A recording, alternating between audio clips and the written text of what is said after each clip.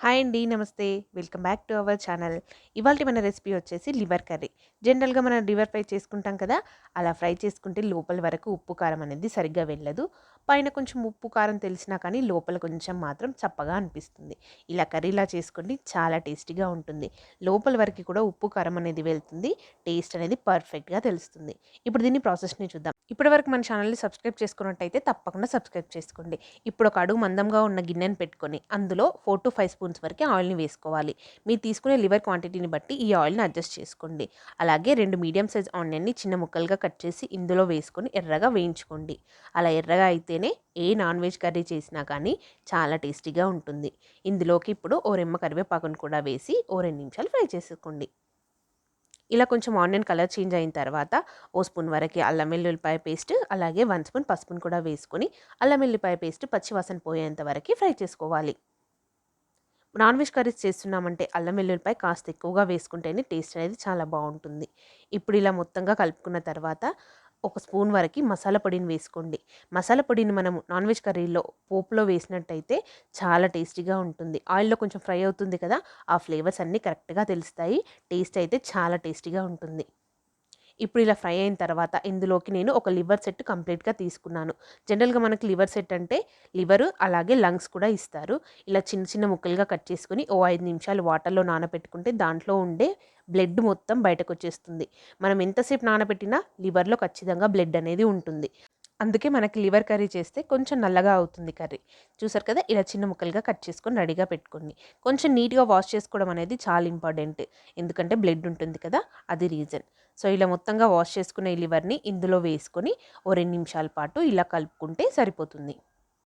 ఇలా మొత్తంగా కలుపుకున్న తర్వాత క్యాప్ క్లోజ్ చేసి పెట్టి ఓ 10 నిమిషాల పాటు మధ్యలో కలుపుకుంటూ ఉడకనివ్వండి. చూసారు కదా! అలా 10 మినిట్స్ పాటు ఉడికిందంటే కొంచెంగా మనకు నల్లగా అవుతుంది కర్రీ అనేది. దీన్నోసారి అడుగు నుంచి బాగా కలుపుకోవాలి. ఏమాత్రం కూడా అడుగంటనివ్వకుండా చూసుకోండి. ఏమాత్రం కాస్త అడుగు పట్టినా కానీ లివర్ స్మెల్‌కి, ఆ అడుగు పట్టిన స్మెల్‌కి టేస్ట్ అనేది పోతుంది. అందుకని కొంచెం జాగ్రత్తగా మధ్యలో కలుపుకుంటూ ఉండండి. ఇప్పుడు ఇందులోకి 4 స్పూన్స్ వరకి కారంని వేసుకోండి. అలాగే 2½ స్పూన్ వరకి సాల్ట్‌ని కూడా వేసుకోండి. ఈ ఉప్పు, కారం మీకు నచ్చినంతగా మీరు తినేంతలా వేసుకోండి. 2 స్పూన్ల ధనియాల పొడి, అలాగే 2 స్పూన్ల వరకి కొబ్బరి పొడిని కూడా వేసుకోండి.